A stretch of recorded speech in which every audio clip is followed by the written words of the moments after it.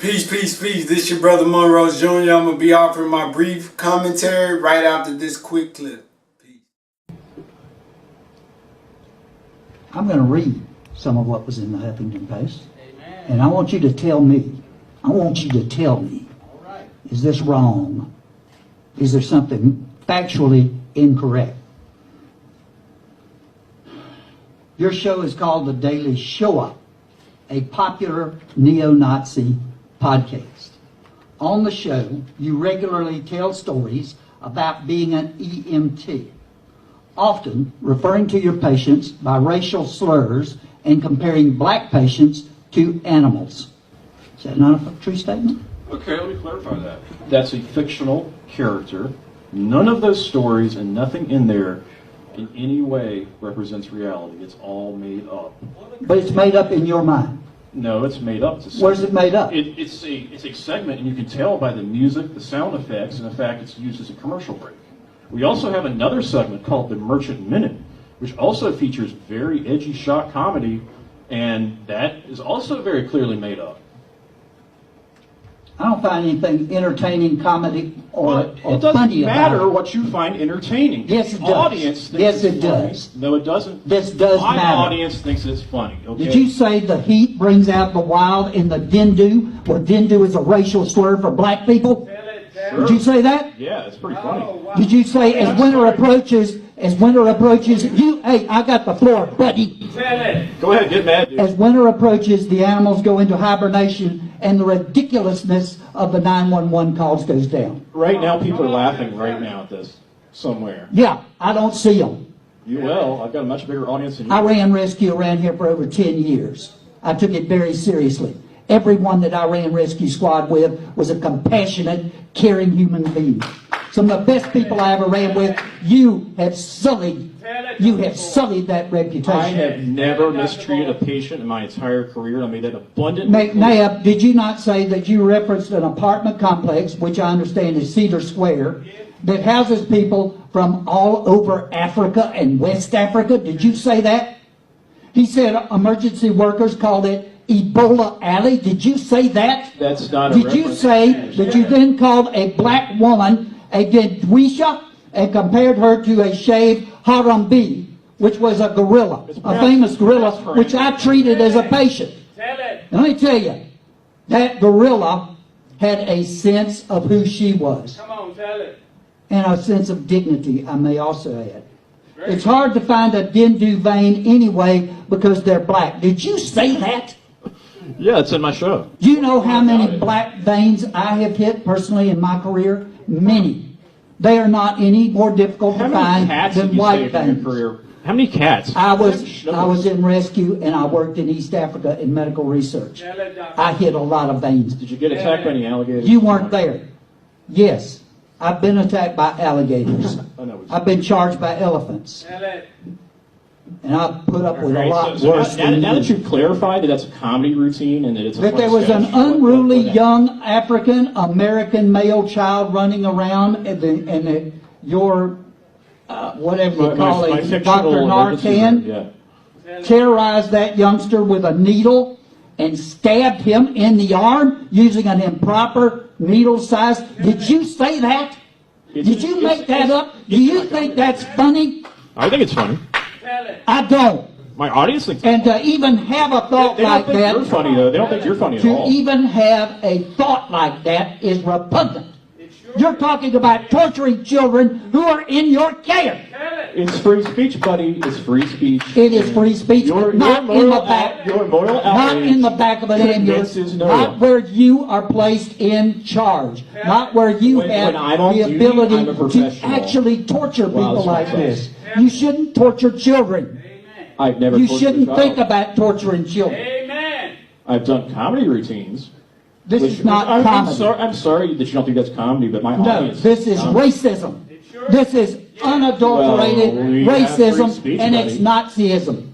Yeah, you do. I'm but not a Nazi. Not in the back. Not in the back of an ambulance. Well, and if you're not a Nazi, you certainly subscribe to many of their views. Why don't you not dictate to me what my views are? You can start there. Well, I'm trying to find out if you have any. Well, so you're going to read through what a HuffPost smear piece says to find out about my views? I mean, you can tune into my show anytime. You can tune in we air Monday, Wednesday, and Friday. Feel free to tune in. TheRightStuff.biz. Check it out. I just don't maybe think you don't have a sense of humor. I don't so think you should be in the back of an ambulance. Oh, See, shut up! I'm a professional. That's it. That's it. That's right. We've heard your comments. Thank you very much. Now I'm gonna tell you that I ran rescue for all those years with a lot of people. No, I've got to tell this. Never once did I hear anybody say, I saved a life. The system saves the life, not you. And the system doesn't need you. Peace, peace, peace. This your brother Monroe Jr. So we just seen the video of the white man, the emergency medical technician who jokingly, him and his fellow white supremacists laughed about their visualizations of doing evil to our people. And like the white man said, the judge asked him, what's funny about prodding or inserting a bigger needle into a black person than another person or a white person? And it shows the mindset of what we're dealing with. That's why I love to put these videos on my channel, because I, like so many other black people, we like our white supremacy white in our face. And it should make us want to make our exodus from their presence just that much faster.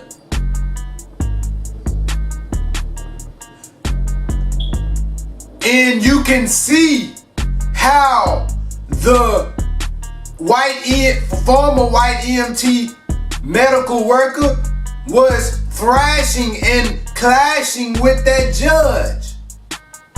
See, this is a depiction or actualization of what's to come when the militia groups who are armed to the teeth go to war with the federal government.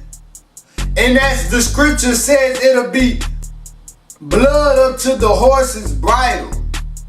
It's going to be blood in the streets.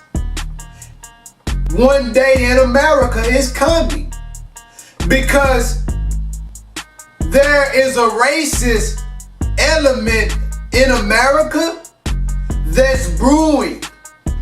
And you have the judicial branch, the legislative branch, part of the government that's trying to act and trying to suppress their white supremacy out in the open. But then you have that right-wing element that just doesn't care, that's going to clash one day, and most likely they're going to topple the government because they outnumber the government.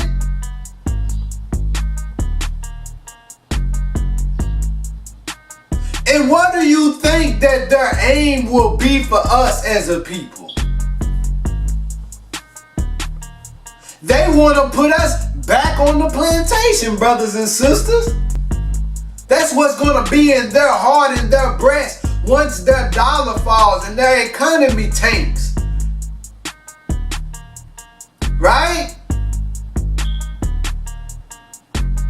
We think we have seen the anger of them, but we really haven't seen it yet.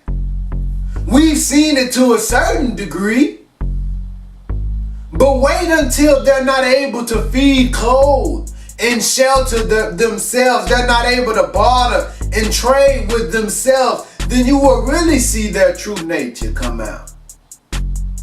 So the Honorable Minister Louis Farrakhan, and that's why I love to do these videos about these situations, because it allows me to put the economic blueprint before I do it once again.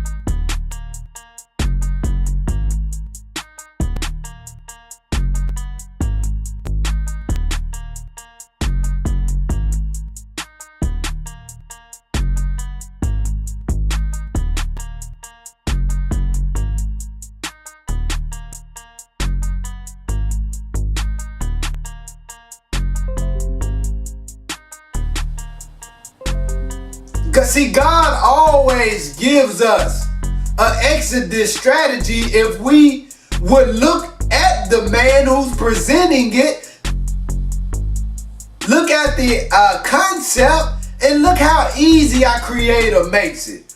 We're only asking for 5 cents a day, Black and brown America, 35 cents a week.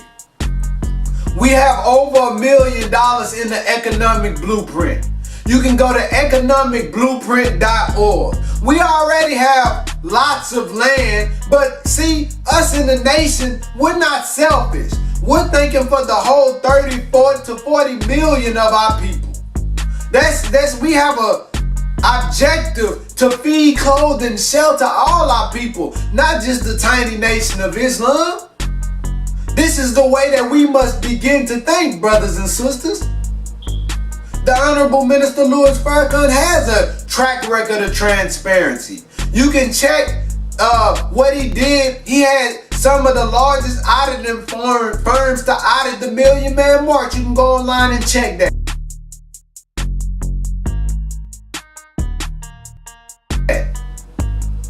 This is our time, brothers and sisters, but we have to move quickly to pull our resources as we're striving to buy a very large amount of land for our people to create opportunity for our people. We have to be able to feed ourselves. No matter your profession, we all like to eat at the end of the day. We got to get away from these people who hate our very shadows, brothers and sisters. This could be your son or your daughter or your mother that this white supremacist is talking about inserting larger needles into. We got to get away from these people. For the 6,000 years that they have been among us, they have killed 100 million of us for every 1,000 years.